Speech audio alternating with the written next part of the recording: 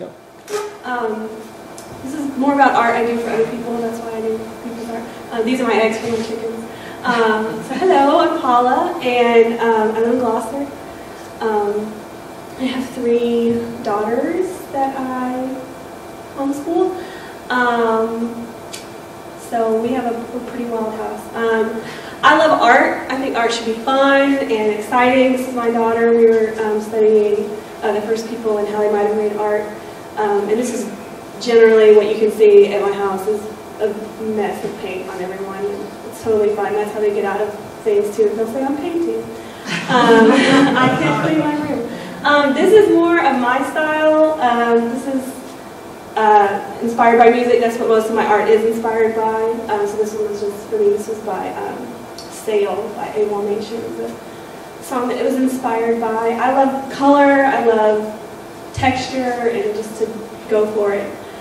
Sometimes painting is really emotional and it's therapeutic, and I use art in that way often. Just a nice release so that everyone gets to stay alive around me. And this girl, I paint a lot.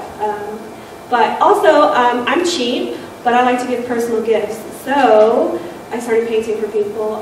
My friend was having a new baby, and she loved penguins, and her mother had a little bit of a sketchy upbringing, so I just wanted to really inspire her daughter so that whenever she looks at that as she's growing up. This I did for someone's wedding. They had a 50s rockabilly wedding, and it was amazing. But just a gift, something special to commemorate their time. So just like to paint for other people. They're really into paintings too also. Sometimes I journal through painting. If I hear a song or a lyric, I just want to paint it really fast. This is one of my favorite songs. And the lady who bought this from me actually sent me a message, and she said she was giving it to her friends who were waiting to adopt, and she wanted to send them just a little something, just so they were on the line. This I painted for a friend whose dad suddenly died of cancer, and his dad was a really big Beatles fan, so his wife asked me to do something Beatles, and so this is what I came up with. Just a nice memory for them. This is something that I did for my friend. She has 3 biological children and 2 adopted, so she wanted to hang this in her living room so that her 2 adopted children always know that they're special and it's something that they can continue to look at as they grow older. And I just feel like it's a really big privilege for me to have something for them. This I did for my friend whose husband was burned in the spring, and he's been out of work all year, and they have 5 kids, and she was pregnant with the 6th. Enjoy the little things from one day. You may look back and realize they were the big things. They definitely realized that after his accident. I mean, he's healed and he's fine now. And this is actually the companion piece that sits above the roots. So I just wanted to have something beautiful for them so that they can see, everything they're going through. But they're building this beautiful family. And she said it really means a lot to them to have that in their living room. And this is one of my favorite sayings ever, and I painted a bunch of these. I read this when I was in high school, and I was like, yes, that is my quote.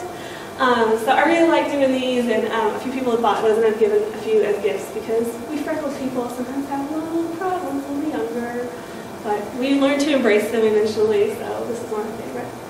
This one I've done quite a few versions of, obviously from the Bob Marley song. The first one I did for a little girl who was battling with cancer. I just gave it to her as a gift, and then later her sister wanted one for her room too, because it was just the point for them. And then I also did one for my friend whose daughter was waiting for a liver transplant. That's her scar there, and she's doing great. And actually I mailed it to them, and it was waiting for them the day that they came home from the hospital after her transplant. It was good. It's just, maybe it's something small to me, but it's a really big thing to them. A piece of art. This I painted for my friend for her birthday. She's a foster mom. She's getting ready to finalize the adoption of one of her foster babies. She's had 4 foster babies. And so I just wanted her to have something that was for her, because she always buys stuff for her kids. And things for other people, but she's just a really amazing woman. This one I actually sold in Williamsburg second Sunday. This poor little college kid came by, and his girlfriend was graduating, and he still had another year in college, and she was moving to D.C., and he wanted to give her something, you know, to cement that, so he bought that. And I sell these really inexpensively because I want people to have them. I don't, you know, I want people who need those. This, my friend who runs a section of Juvenile Diabetes Research Foundation, she wanted something to just, you know, inspire her for her office, so that's what, this one was for her. And this one is called Adversity, and I sold it to a man who was buying it for his daughter. And he told me, after he's buying it, I'd already talked to his daughter, she was a really nice girl, but he told me that she actually has some learning disabilities and is struggling with those. So he bought it for her as a gift and a surprise, so it was just amazing.